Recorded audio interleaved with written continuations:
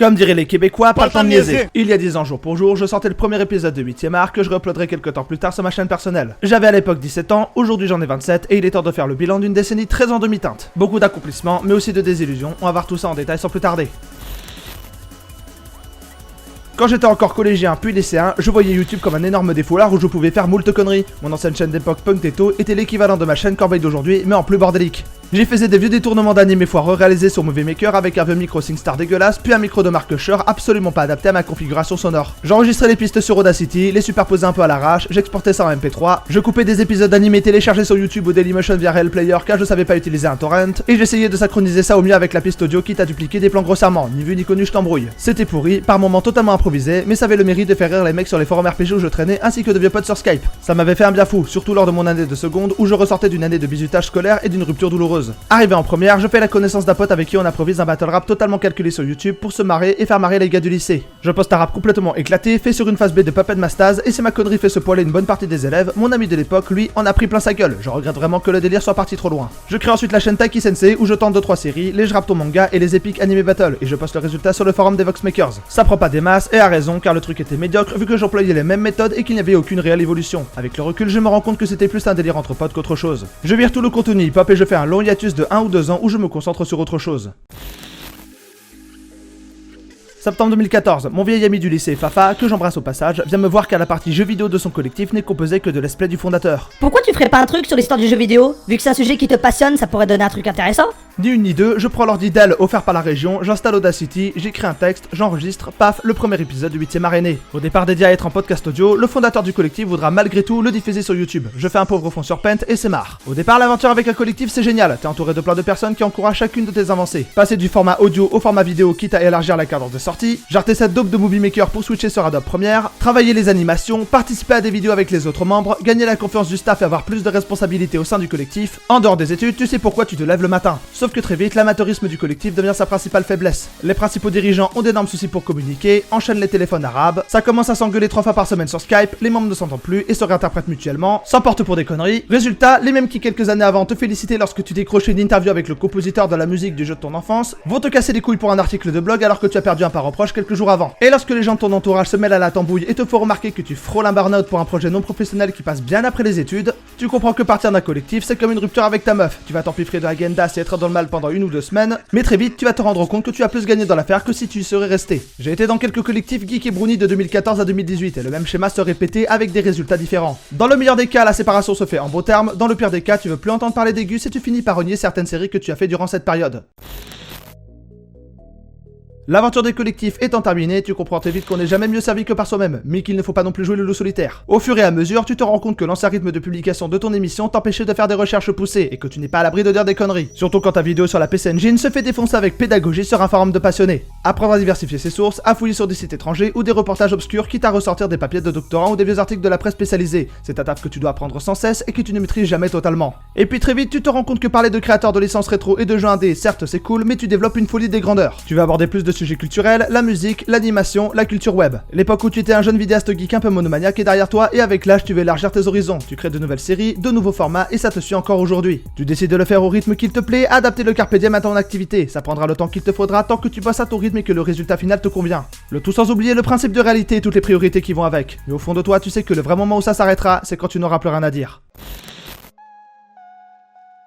Au moment où j'écris ce texte, je sais déjà à quel point c'est compliqué d'aborder ce passage. Il y a d'abord ceux qui ont débuté avec des rêves plein la tête mais qui ont oublié que la vie avait plus d'imagination qu'eux. Leur chemin s'est détourné de la création vidéo et si certains sont restés à tes côtés, d'autres se sont éloignés après leur arrêt. Les chemins se croisent et se séparent et internet ne déroge pas à la règle, pas de soucis. De toute façon, s'ils doivent te recontacter un jour, ils ont encore tes coordonnées, ils savent comment faire. Il y a bien sûr ceux avec qui tu es en bon terme et puis ceux qui sont devenus de proches amis. Très vite vous comprenez que vous n'êtes pas des concurrents et que vous avez tout à gagner à vous entraider. Vous croisez vos sources, vos méthodes, vos astuces et par moments ça peut même donner lieu à des collaborations directes. C'est certes contraignant par moments, mais tout problème finit par avoir une solution. Et puis il y a les influenceurs, de petits ou de grands gabarits, qui ont une chose en commun, ils n'agissent que par intérêt. Qu'importe le flacon pourvu qu'on ait l'ivresse, si défoncer le mec d'en face ça doit faire fi de toute décence élémentaire et de faire des dommages collatéraux, qu'il en soit ainsi.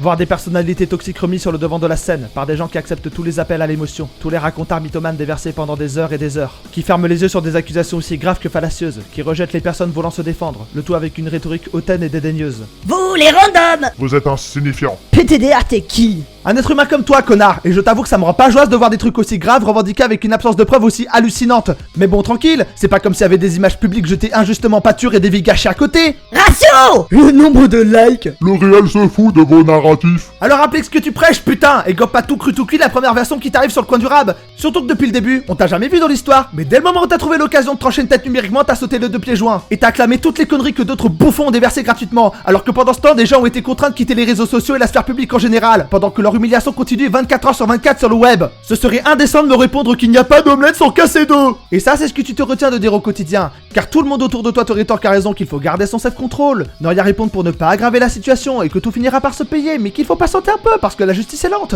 Et que si tu interviens trop directement, ça peut tout foutre en l'air. Alors tu subis, tu tankes, tu encaisses autant que tu peux, sauf qu'à un moment ça finit par te bouffer intérieurement et tu dois recourir à la paroxétine pour tenir le coup. Mais là je ne parle même pas pour ma paroisse car je suis l'un de ceux qui s'en sortent le mieux. Je continue à étudier, je réalise des bouquins dans mon temps libre, j'anime des radios, je continue à avoir une audience fidèle et quand ça va vraiment pas, bah je sors voir des potes. J'ai beau être une petite sardine dans un océan de requins, j'ai certes été blessé par quelques coups de croc mais jamais dévoré. Mais je ne pourrais pas en dire autant pour d'autres qui doivent continuer à subir une campagne de diffamation sans broncher parce que vous n'avez pas eu les couilles de suivre les principes que vous revendiquez sans cesse. Et c'est moi que vous traitez de lâche, de sac à merde et d'hypocrite. Les inversions accusatoires ça va 2 secondes. Continuez à applaudir messieurs. Dans quelques années vos mains ne serviront plus qu'à essuyer vos larmes de regret.